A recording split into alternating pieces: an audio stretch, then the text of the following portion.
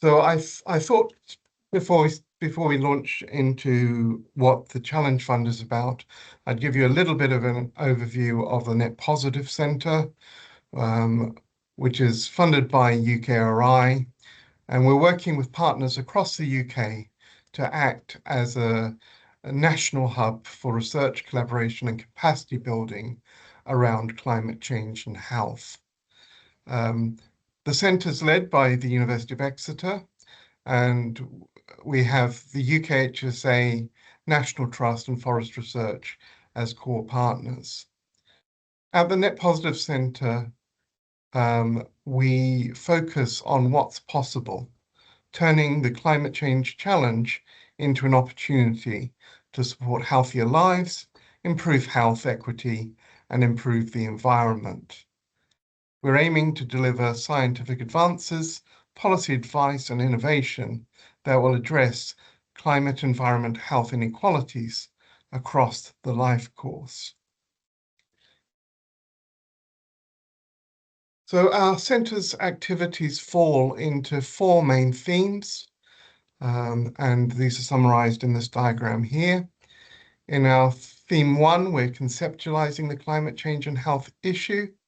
Here we're doing complex systems analysis and horizon scanning of emerging risks around climate change and health. We have a particular focus at the moment on complex systems analysis around mental health. In this theme, we're also looking to identify research gaps and also developing opportunities to link into policy. We have under this theme also a series of task forces planned, which bring together academics with policymakers and other stakeholders to discuss particular issues of interest around climate change and health, discussing how we can better influence action around climate change and health under this topic. In theme two, we're conducting work to understand how mitigation and adaptation influence health in three key areas. So first, it's under urban systems, then green and blue spaces, and also food systems are an important area of focus. In theme three, we're looking to evaluate policy action. So this is using modeling to assess different options. We're also doing some work around evaluation, using economic analysis tools, and also working with different communities to assess the acceptability of different options, and also the feasibility of those options. In theme four, which this call forms part of, we're building a community of practice to start with.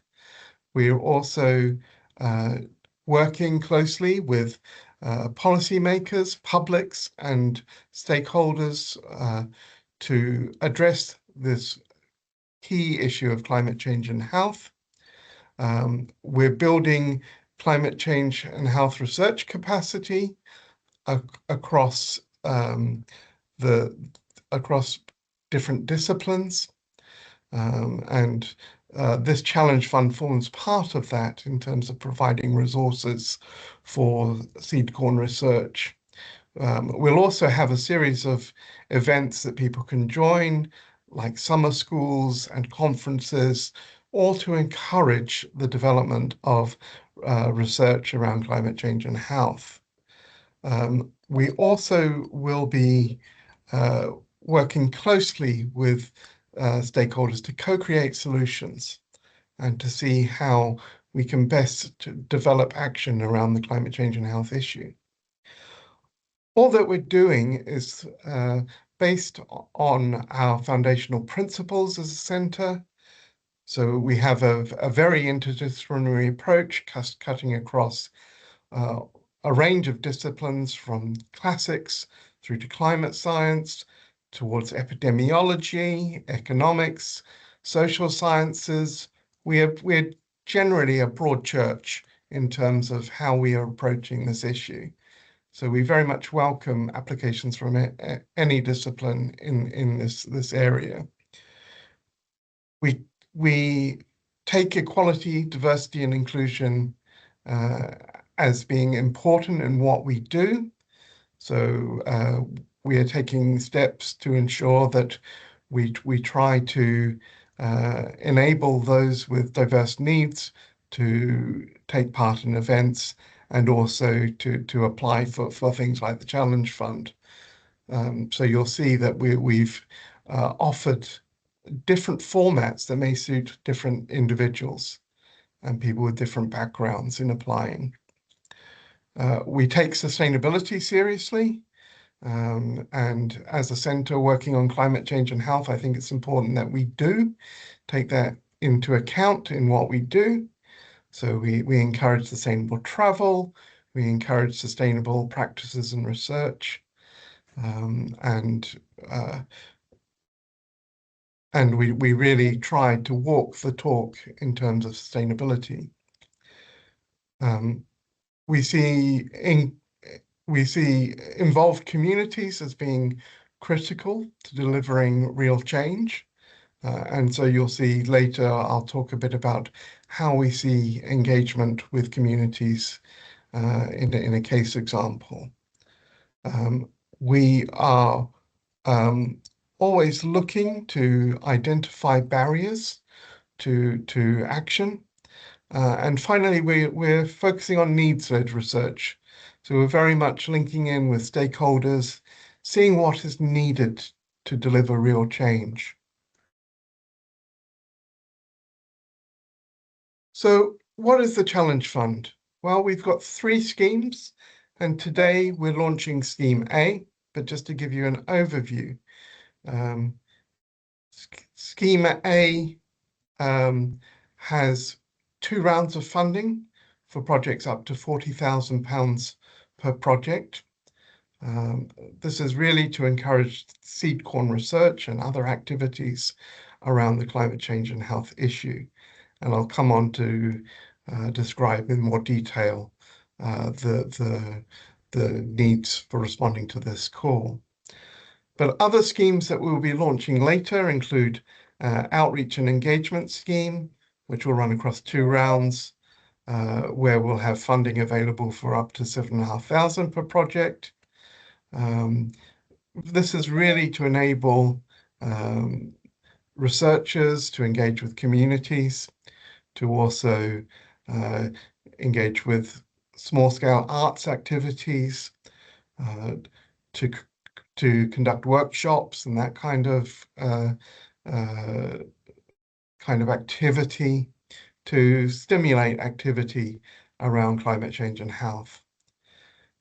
Our third scheme is around participation, where we'll have a fund to assist people in attending Net Positive Centre events, to cover travel, child and other caring expenses, to allow for attendance at things like our conferences and workshops and summer schools and those kind of activities. So we'll have a scheme that will open later this year for that as well. So today we are very much focusing on Scheme A, our Seed Corn Fund, which is designed to support new research, training, engagement, and impact activities, addressing emerging climate change and health priorities. These seed corn projects are framed around innovative ideas and UK-wide collaborations. The focus is very much on the UK in terms of the research activity and the impact side. We are funding up to £40,000 per project, with 3 projects to be awarded per round, and grants are awarded at 80% full economic cost as per the terms of our UKRI funding.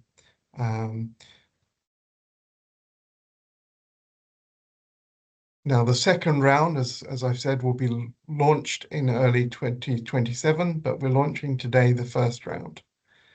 Now, in terms of eligibility, who can apply?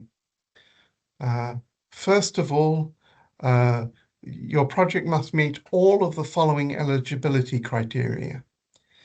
Your project should be led by a UK higher education institution or eligible research organisation. It should be a co-produced funding submission between academic leads and non-academic partners. It should include public or community engagement. The activities should be deliverable within 12 months. The budget should be under £40,000, funded at 80% full economic costs. And please note that we limit you to one application per principal investigator per seed cord funding round. Further details on this eligibility criteria can be found on our website and in our frequently asked questions, our FAQs. Now, in addition, I should note that preference in the evaluation criteria will be given to projects that involve an early career researcher or mid-career researcher as principal or co-investigator. Our FAQs include details on our early career and mid-career definitions, and there will be more on how to find a partner and our collaborative notice board later in this presentation. Applications from all 4 UK nations are actively encouraged, with geographic diversity being considered in our selection process. So what can we fund? Well, projects must span the intersection of climate change and health and align with at least one of the following research areas: resilient urban environments, resilient green and blue infrastructure, or resilient food systems. Now, clearly that these can overlap, but this is just to give some scope as to what we're interested in looking at.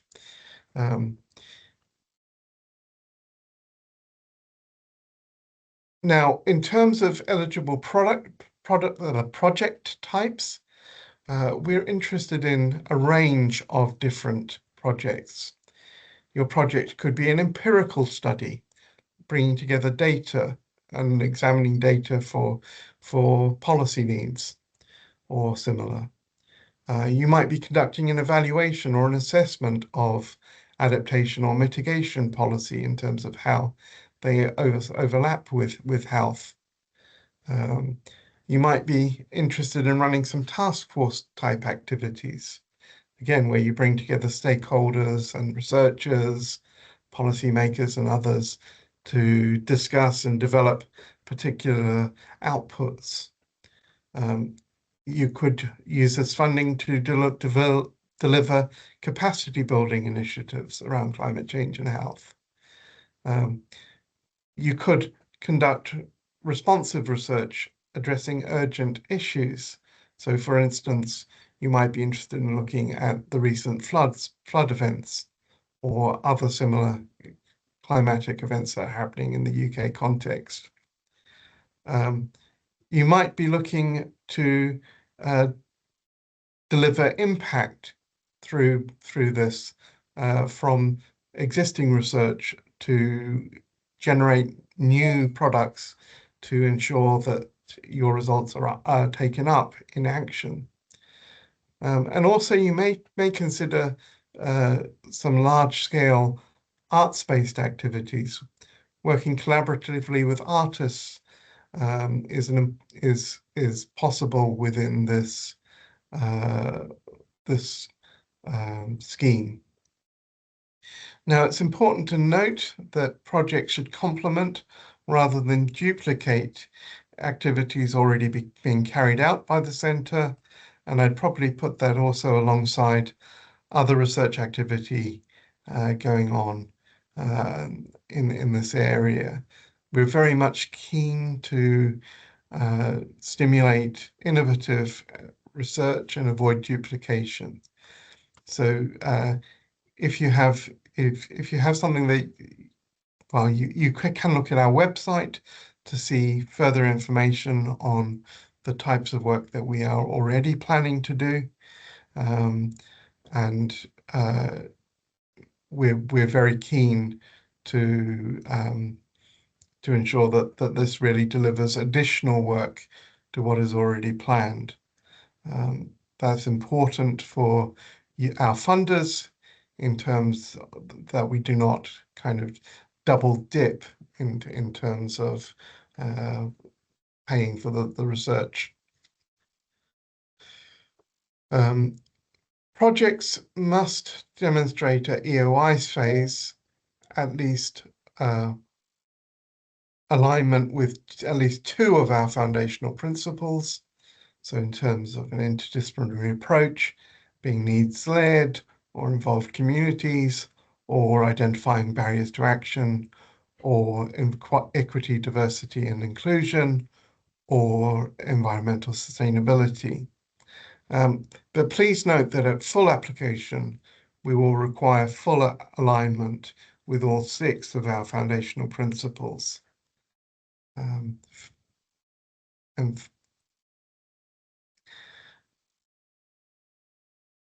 in our marking criteria, we'll also be looking at elements to do with academic rigor and clear research objectives, value for money, the feasibility of delivery within the specified timeframe, a strong commitment to collaboration across disciplines and sectors, and your application will be scored against each of these criteria. Now, an important part of what we're doing is co-production. So we're just raising the question here, what might co-production look like? Engaged research is all about involving others in research design and delivery. So not just involving publics as participants, but as collaborators and co-producers of knowledge. This means that continuing co-production through the life course of the project, from the initial exploration of the issue through to co-designing the question, methods, and or the impact activities of that research. So I've got one nice example here, which is the Sensing Climate project, which puts disabled people at the forefront of adaptation policy and practice. This project aims to understand how people are adapting to the climate crisis, analysing how disability and climate are considered in policy and law, identifying areas for change, understanding how to create disability-inclusive cities now and as the world changes, and co-producing resources, policy, stories, creative outputs, and impact projects. This kind of co-creation and co-production is important in affecting real change.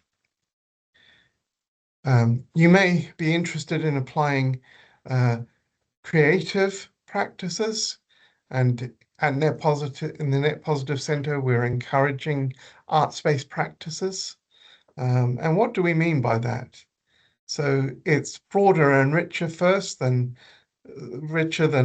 just the kind of research first and arts as impact, communication, or dissemination. Creative practices can include things like dance, oral history, museum practice, craft, creative writing with a poetry or short stories, There's a range of creative digital technologies that can be used, things like creating serious games or interactive storytelling or virtual reality experiences. You might use design-led practices or creative facilitation methods in doing this. And we've picked out a couple of case studies here, but you can find out more on our website, particularly the blog from our cultural producer, Annie Sheen, who's also on the call today, and will be able to answer any questions on this particular topic.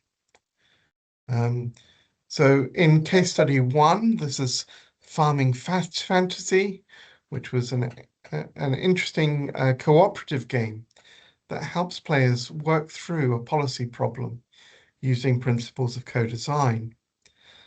Game design is one approach that the policy design community is exploring as a means of introducing creative tools like serious games to policymakers who are looking to take a user-centered approach to policy making.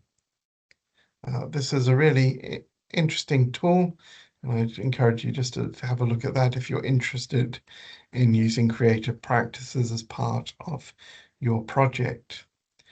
Another case study is given by the Public Cooling House, which is a flat pack, low impact design combining a contemporary interpretation of desert architecture with natural materials in the context of Australia, and looking at cooling practices to create a poetic experience of public cooling.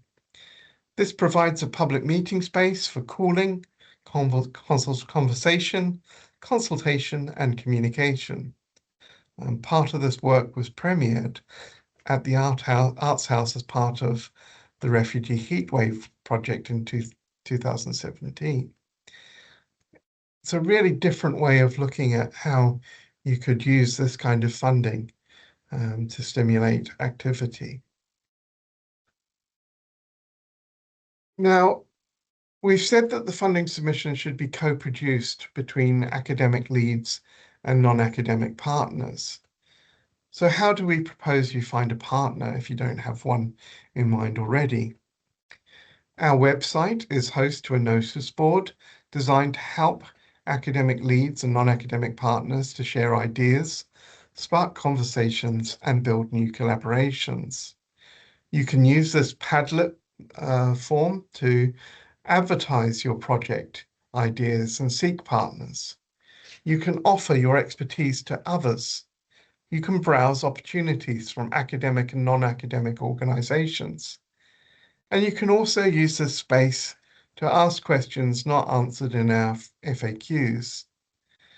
This call has been shared with a wide range of academic and non-academic networks, and the notice board will remain open during the development period of this round of the Challenge Fund, the Seed Corn project's funding call. Any questions via the notice board will be answered in updated FAQs on our website. Please note, as Philip has put in the chat, you'll have to sign up for, you'll have to register to use Padlet to be able to access this resource. Now, how does the overall application process work? Well, to make our call as equitable as possible, we've included different options for people to express interest. Option 1 is a traditional short application of about 500 words, which you can submit through our website. Option 2 is to prepare some form of video presentation with a maximum of 5 minutes. Option 3 is an option which we've called alternative formats. Now, if you'd like to take this option, then please contact us first to agree on the format at our dedicated email address, which you'll find on our website and in the chat. Now, overall, from this first initial expression of interest stage, we will select 12 projects which will be shortlisted to submit full applications, of which 3 will be awarded in each round.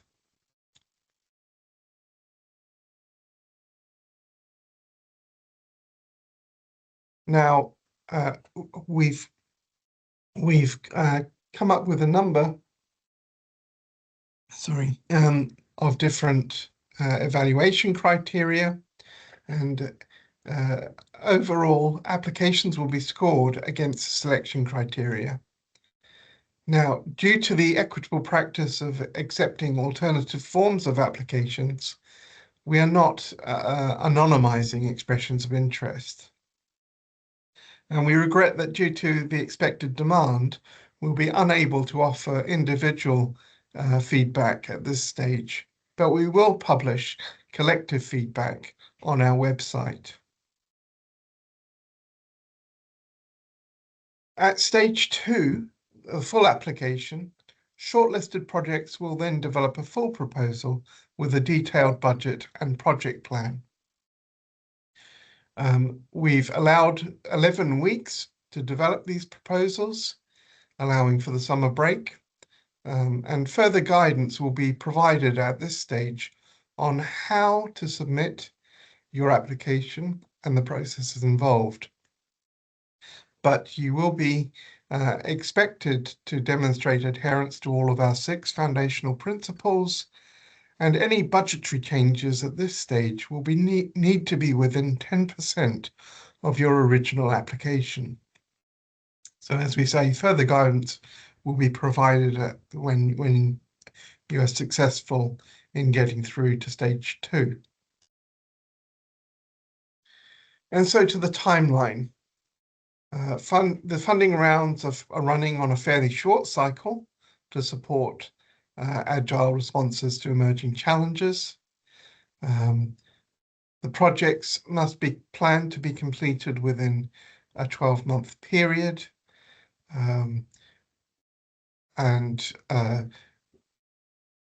We've put on here the particular dates. I note that the deadline for this call is the 11th of May, 2026 at 5 p.m. UK time. And you can see here that we will get back to shortlisted candidates on or around the 25th of June, and then the full application deadline will be the 10th of September 2026. And then we will notify selected projects by the 12th of November 2026, with the aim of starting the projects soon thereafter. So just to recap on future opportunities, the Seed Corn Projects Scheme A, round 1, which we're launching today, will be followed by round 2, another similar opportunity in 2027. We will also have another round of outreach and engagement, our outreach and engagement scheme, Scheme B, which will also open later this year, with funding available up to £7,500 per project at 80% of full economic cost. And then the participation scheme will be launched later this year to enable those of you who are interested to engage with Net Positive Centre activities. So please do keep an eye on our website or sign up for our newsletter if you're interested in having further information about these. We also have a LinkedIn presence, and we'd very much like you to join part of our community. So that just leaves us to say thank you for attending our webinar. We look forward to taking your questions. We'll attempt to answer your questions today, but any outstanding questions that we don't get to in the next half an hour or so, we will answer on our website on our FAQs. And what we will aim to do is to answer any questions that come in within a week or so of that question coming in. So please do let us know if you have any questions, either through our online notice board or by email to our dedicated email, which we're putting in the chat now. So thank you so much, and I'll hand back to Philippa. Thanks, Tim. That was great. A lot of information for everyone, and as Tim mentioned, as much as possible to date is on our website, including a lot of Q&A. Obviously, we may have missed some things, and I can see we've got lots of questions in the chat and in the Q&A. I'll start by going through the Q&A in order that the questions came in, and we'll see how far we can get. So you can see we've answered some of the questions there, but yes, we'll be sharing the slide deck and the video, adding them to our website, and you'll receive a follow-up email as well. So if you didn't catch everything during the session, you'll get all of those and can access all of those. Tim, we've had quite a few questions in terms of eligibility around non-UK based organisations. So can a non-UK based organisation apply for the funding call? And can a UK based university apply for funding for work in an LMIC? So perhaps just a bit of clarification around the UK focus. Sure. So the Net Positive Centre, I'll just stop sharing so we make ourselves a bit bigger. So the UK, this is funded through through a call which specified that there would be a focus on the UK impacts of climate change on health and adaptation and mitigation in the UK context. Now, we can see cases where you might be interested in involving non-UK based partners, because things like food systems may involve impacts outside the UK, which then impact on food systems in the UK. So in that kind of context, it would be good to include a non-UK partner. I mean, in terms of, we can't have a non-UK partner leading. It has to be a UK-based higher education institution or a research organisation. And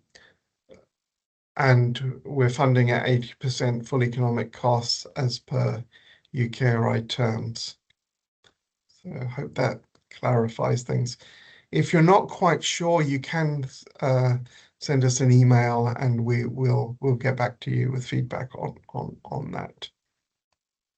Hey, thanks, Tim. Yeah, so anything that requires more precise clarification in your individual instance, reach out and contact us. Lily's asked, can funding be used entirely for community-based projects using citizen science methods? I can see that Jess has responded. I don't know if you want to add any more detail to that, Jess. No, I've just taken that straight from the FAQs. I guess if you feel that that's not answered it, then you could email us. But I've said in there that we're pretty open, and Tim mentioned that on his slides about that part too. So hopefully that's clarified it. Next question is, what's meant by 80% full economic cost? And there was a question I saw elsewhere which was querying, would that be across the partner and the lead institution? Right. So the way this funding has been done is that the universities are funded in different ways. So in terms of this call, we were funded as a centre at 80% of our full economic cost. So that means that when you take into account things like salaries, when you take into account things like indirect costs and things like estate costs and other factors. When you add it all up together, this will be providing 80% of those costs. Now, universities are very experienced in dealing with this kind of funding. It's quite typical for UKRI type funding to have this kind of condition. Essentially, elements of those costs are would need to be met by your institution, and it would apply to all of the funding awarded. So does that make sense? And would that have an impact on non-academic partner costs also, is what the other question?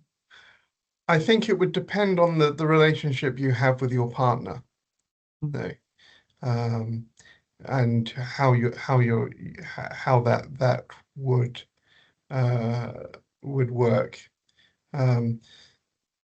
So it depends, I think, is the answer. Okay.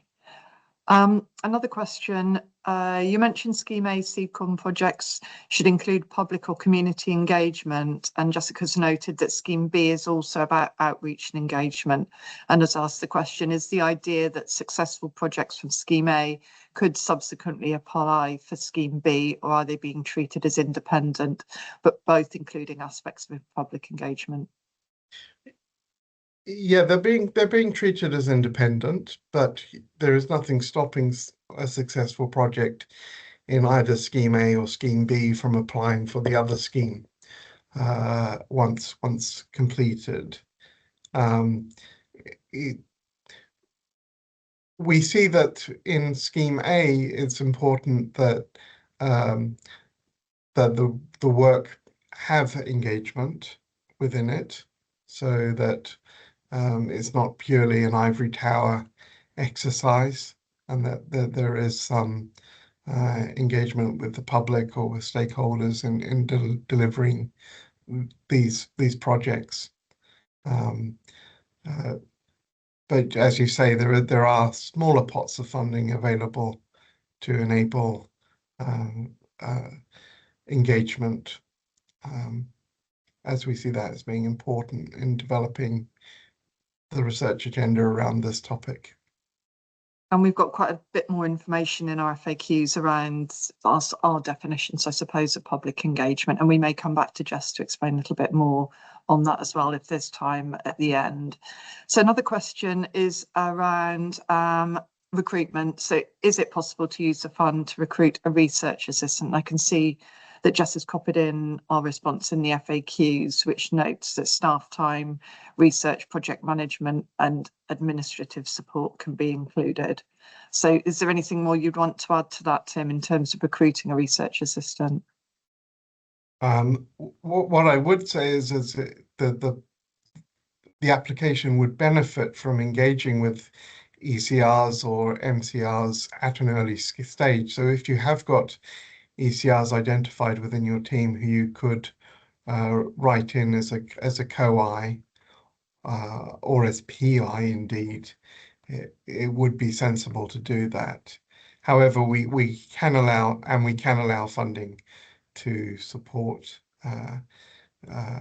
early career research payments. So another question is, do you have to have a contract with a university for the full 12 months to be eligible? I'm not sure if that is from somebody who's asking about the ECR, MCR and how long your contract is with the university in order to start working on that and leading. Yeah, that's a good question. We will, I think we'll have to take that one away and consult with our team on that one.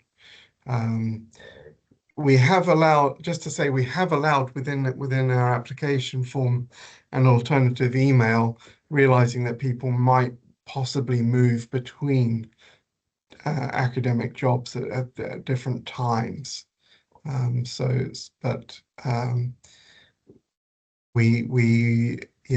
is a tricky issue, and we'll take it away and come back to you on that one.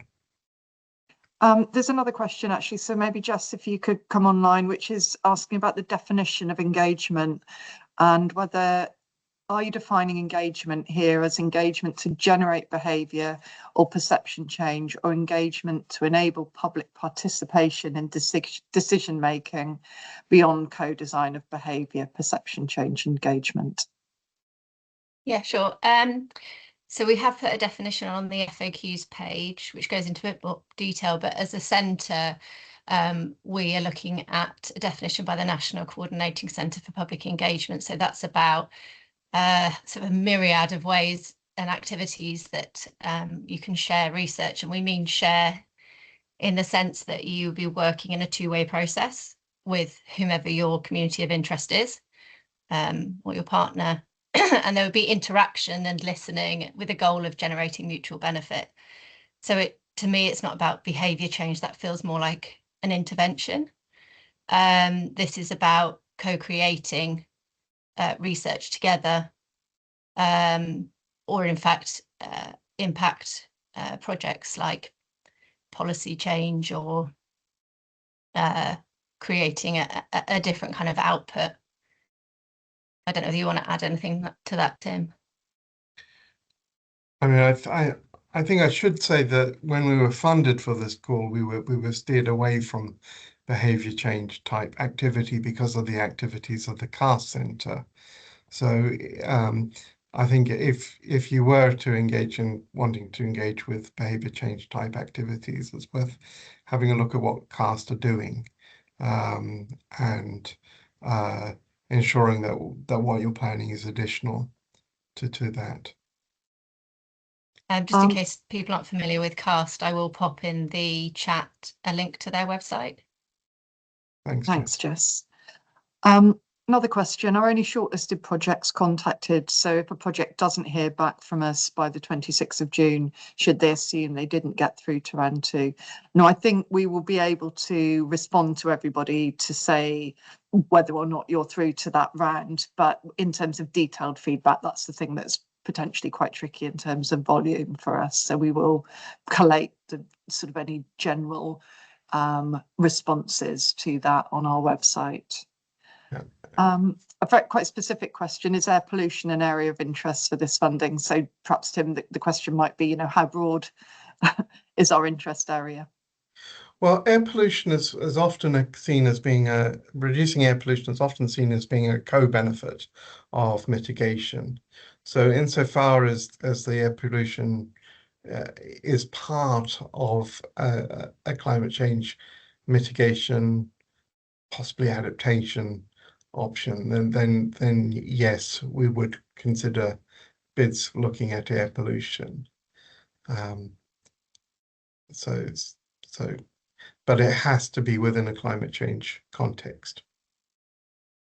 In terms of the start date for the project, there's a couple of questions that have come through asking for a little bit more clarification. I realise in our FAQs we say as soon as possible after we have selected projects, and the reason for that is there will be paperwork that has a little bit of an unknown time frame to it from the end of this year. So Tim, I mean, our goal is as soon as possible, subject to getting all of the paperwork and contracts installed. Is that right? That's right. I mean, we're very keen to get this funding out to you, but we are just aware that university processes in terms of the legal side can take a little bit of time.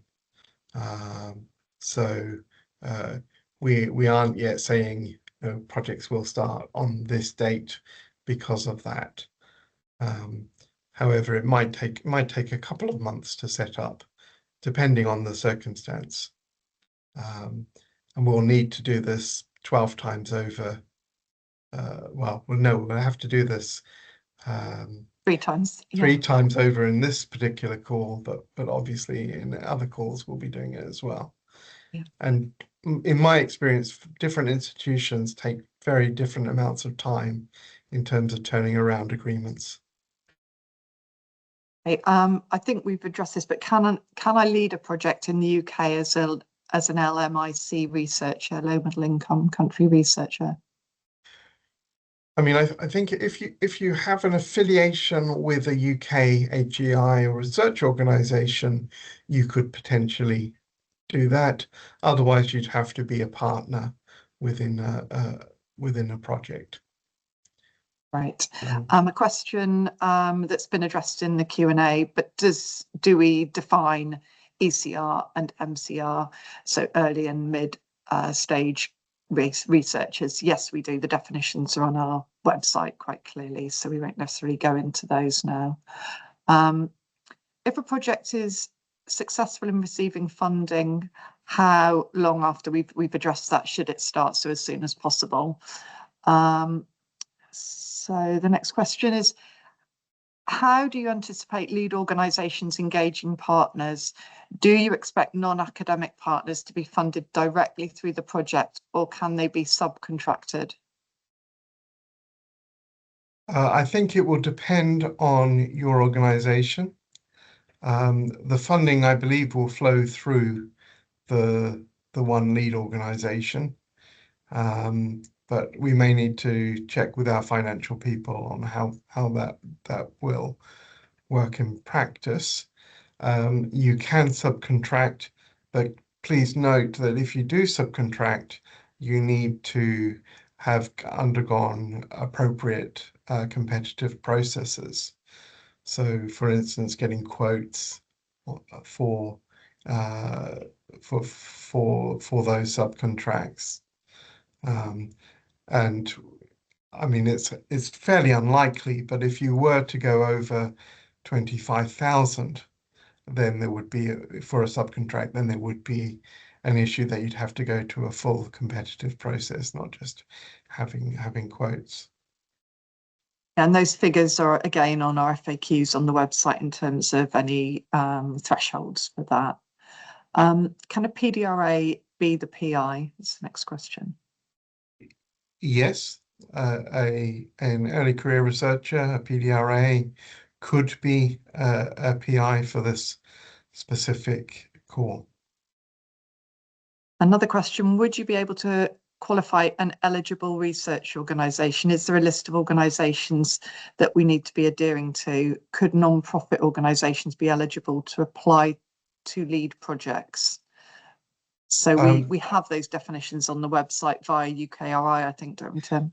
Yeah, there's a list of eligible research organisations and HEIs for UKRI. So those could be the leads. I mean, there are a limited number. I am aware of a few SMEs and non-profits that are research organisations, but if you're not one already, it is quite a process to become one. Another question, how should match funding be framed? Financially only, or can in-kind contributions be included?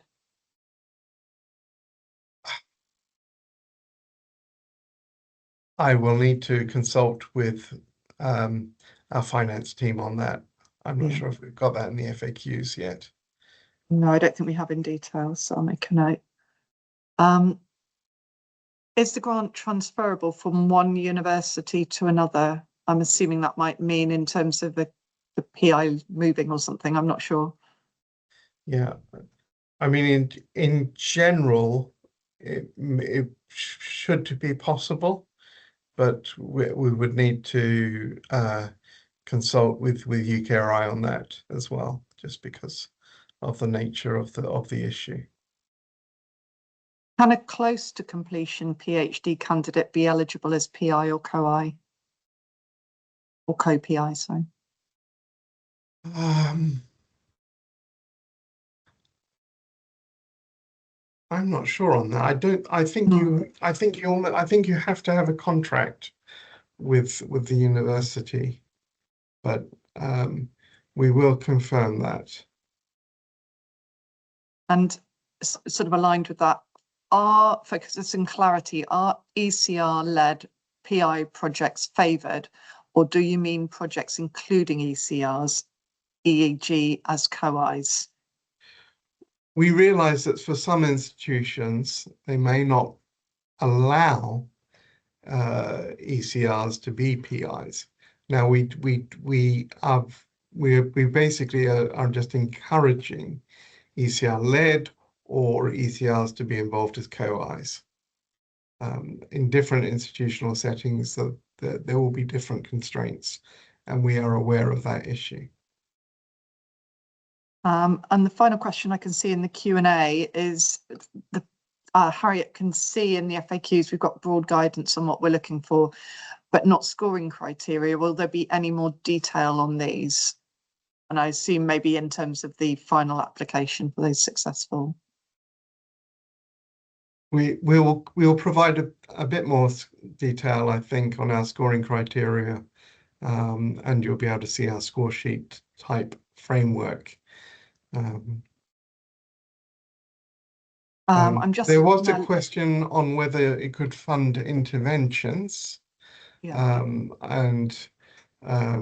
I mean, £40,000 is not a lot of money, and I'm not sure what kind of intervention you could fund with that, but I think we'll be open to exploring that. And I'm just looking through the chat. Apologies, because there's quite a bit of detail in the chat to sift through, but I'll work from the bottom up. Can this be a number of partners rather than just one, e.g. a few different partners interested in the same issue? For example, a shift towards more sustainable food systems in a locale? Well, yes, it could be a joint project, but it needs to be led by someone from a UK HEA or research organisation. And another question, we've had quite a few around the regions. So how important will it be that all 4 devolved nations are involved in the application?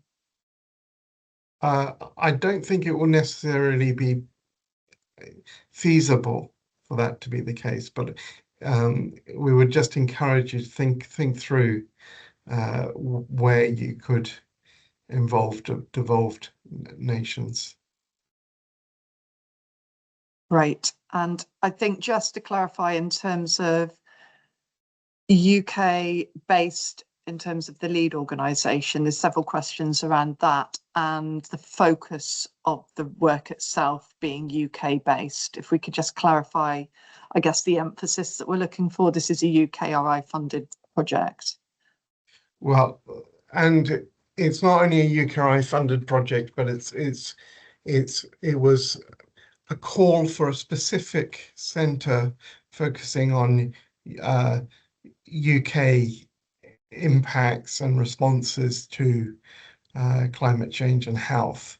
So that's why the main impacts in terms of health should be in the UK context. There will be other calls available that are not on the UK context, but this one is limited to the UK. Okay, we've probably got time for one, maybe 2 more questions. So Lizzie has asked, regarding emerging climate and health priorities, are there any key national strategies that we hope the projects may respond to? And she's given examples of Energising Britain public participation strategy, for example. Yeah, those kind of policies are important. I'd also encourage you to have a look at the HEC report, which has got a number of kind of gaps within it. This call will probably, well, the climate change risk assessment is coming out. The HEC report was the health effects of climate change produced by the UK Health Security Agency. And we'll put a link to it in the chat. There we go. Connie's put it in the chat. Thanks, Connie.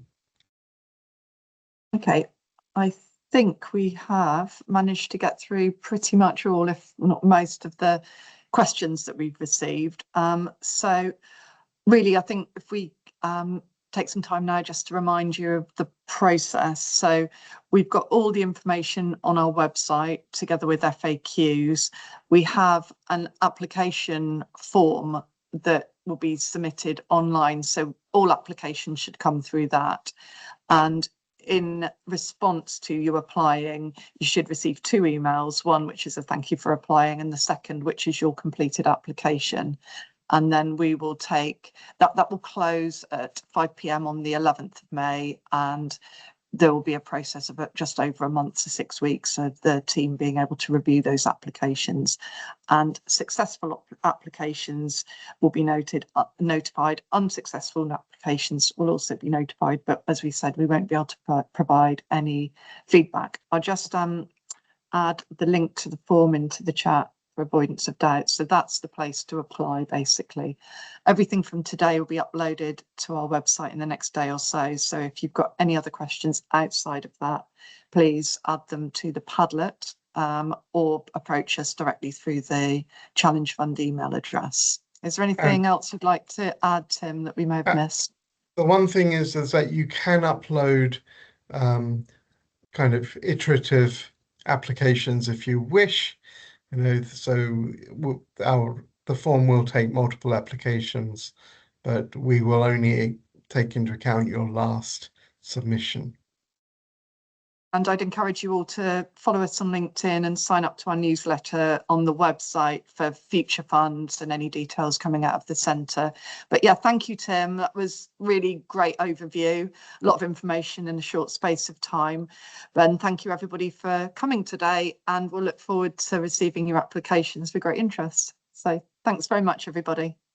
Thank And you. we'll close the meeting now. Thank you. Bye.